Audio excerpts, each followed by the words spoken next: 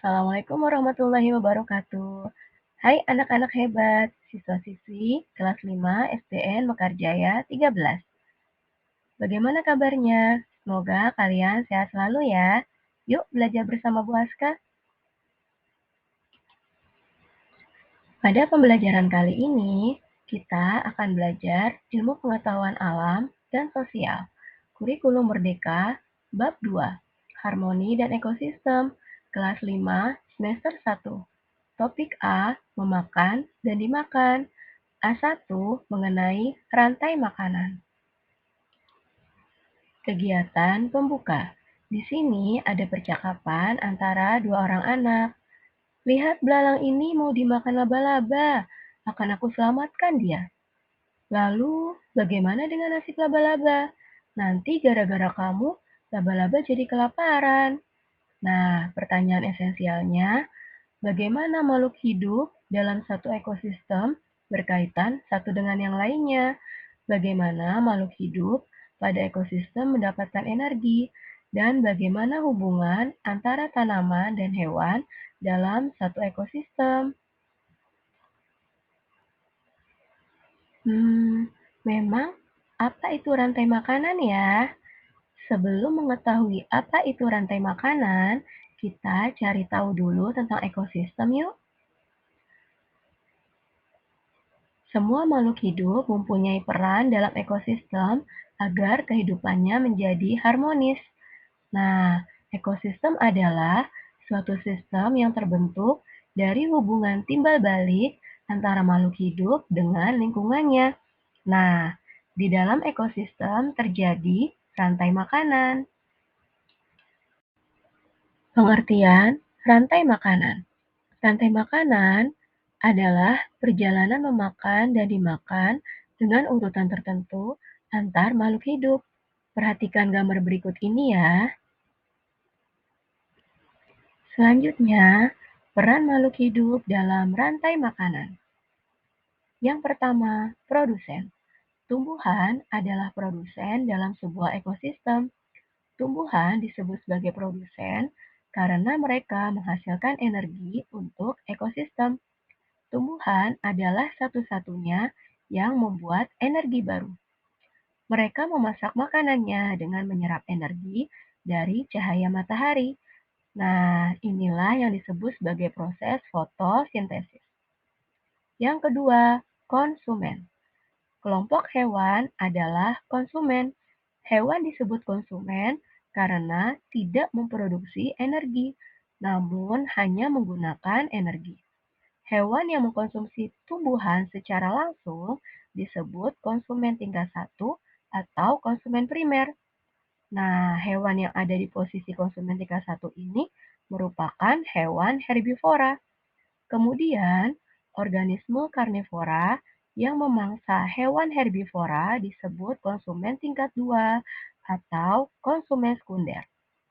Nah, jika hewan karnivora memangsa hewan karnivora yang lainnya, maka disebut konsumen tingkat 3 atau konsumen tersier. Oke, berikutnya yang ketiga adalah dekomposer atau pengurai. Dekomposer adalah organisme yang memakan zat yang membusuk. Misalnya seperti jasad hewan maupun tumbuhan yang membusuk. Organisme yang termasuk dekomposer adalah cacing, bakteri, dan jamur. Nah, ini adalah gambar rantai makanan. Perhatikan baik-baik ya. Rumput adalah produsen. Rumput memanfaatkan sinar matahari untuk membuat makanannya sendiri, atau kita kenal dengan proses fotosintesis. Rumput dimakan oleh belalang. Belalang adalah konsumen primer, atau disebut juga sebagai konsumen tingkat 1. Hewan yang ada di posisi ini adalah hewan herbivora. Selanjutnya, belalang dimakan oleh katak. Katak adalah konsumen sekunder, atau disebut juga sebagai konsumen tingkat 2. Hewan yang ada di posisi ini disebut sebagai hewan karnivora. Nah, berikutnya, katak dimakan oleh ular. Ular adalah konsumen tersier atau disebut juga dengan konsumen tingkat 3. Nah, selanjutnya, ular dimakan oleh elang. Elang disebut sebagai konsumen final atau disebut juga konsumen tingkat 4. Nah, elang akan mati, lalu jasadnya akan diuraikan oleh dekomposer atau pengurai.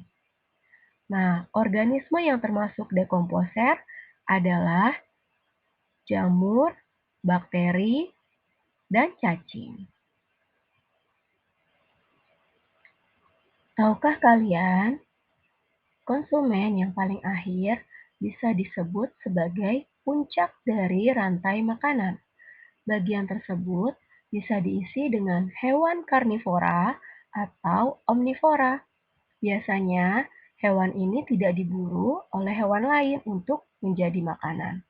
Umumnya, mereka mati karena waktu, bertarung dengan predator lainnya saat berburu makanan, atau diburu oleh manusia.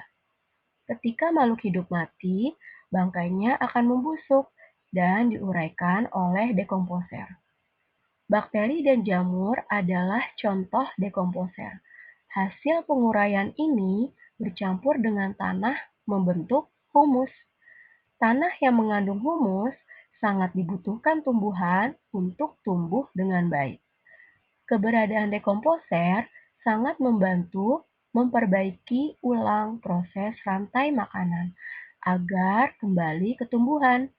Nah, dengan adanya dekomposer ini, proses makan dan dimakan dalam ekosistem menjadi siklus yang terus-menerus berputar.